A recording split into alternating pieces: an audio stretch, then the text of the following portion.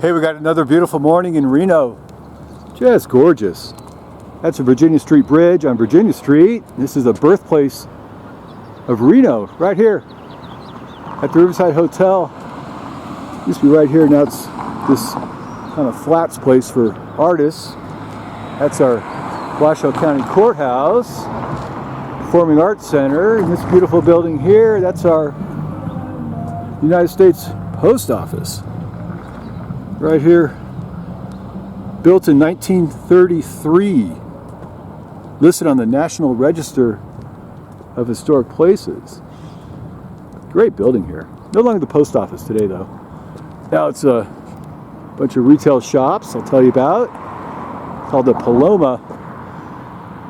But even before the post office was here, this was called the Carnegie Public Library.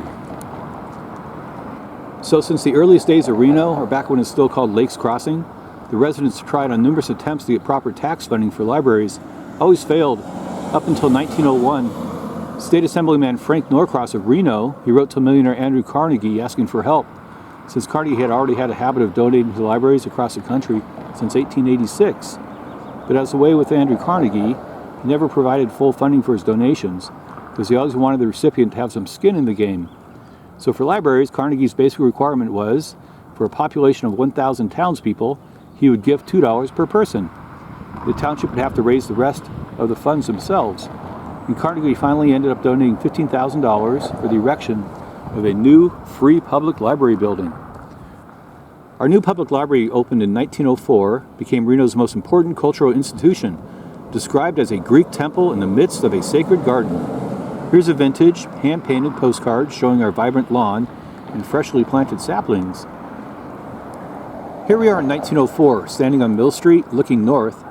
To the west is the original 1877 Virginia Street Iron Bridge, and across the Truckee River, that's the old Mason Temple.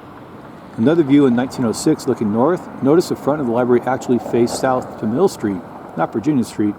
In the background, across the river, that's the future site of the new post office before it moved down here in the 1930s.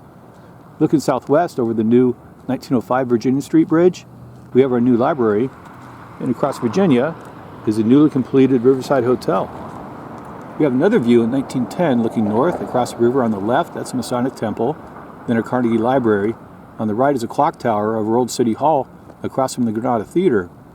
But by the late 1920s, the city outgrew this building, closed it down. In 1930, it moved to the 1926 Nevada State Building across the street. The State Building was later demolished in 1966, and that was replaced with the Pioneer Center for the Performing Arts we know today. And our Carnegie Free Public Library was finally demolished in 1931, which left the property open for relocation of the new post office and federal building. And the first post office was actually up at Virginia and 2nd Streets, next to the old 1876 International Order of Oddfellows Lodge and the First National Bank. Early 1900s, it moved down Virginia Street to what's today's City Plaza, next to the YMCA and Granada Theater, and the future site of the famous Mapes Hotel. That's where Marilyn Monroe stayed when she filmed the movie The Misfits in 1961, starring Clark Gable, too. And construction of the new post office and the federal building began on a ceremony on May 13, 1933, the laying of the cornerstone by the Nevada Masons, all wearing the traditional working aprons of the ancient stone masons.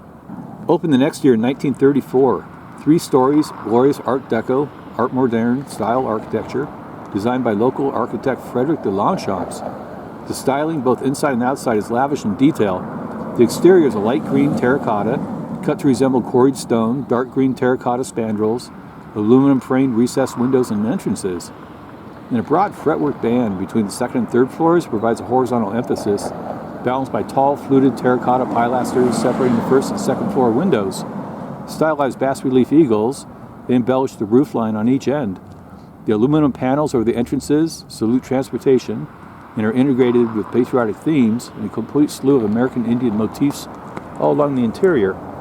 The lobby on the 1st floor is a highly ornamented black marble walls, inset with aluminum medallions, terrazzo floors, geometric cast aluminum moldings. The interior has maintained the original marble and aluminum writing tables throughout the entire life as a post office, too. It not only served as a postal station, but also provided P.O. boxes and window counter service for buying stamps and shipping packages. And the second and third floors, they house the employee offices and meeting rooms, including the Department of Agriculture, Public Works Administration, Veterans Administration, and the Weather Bureau. And later, they were joined by the FBI, IRS, Social Security Administration, and Marine and Navy recruiting centers. The fourth floor was planned but never built, so the open area above served as a large skylight flowing sunshine onto the first floor, nicknamed the Light Court. And later, the open ceiling was filled in with industrial utility and air conditioning equipment. And the building functioned as Reno's main post office all the way up until 1975. Then it moved to a larger facility out by the airport. In 2012, the owner of the building was transferred to a local development group, which carefully restored the original skylight we have today, the Light Court, the central atrium. In the restorations, it fit more into Reno's urban revival setting. So in 2016, the West Elm Homes Good Retailer opened on the ground floor here.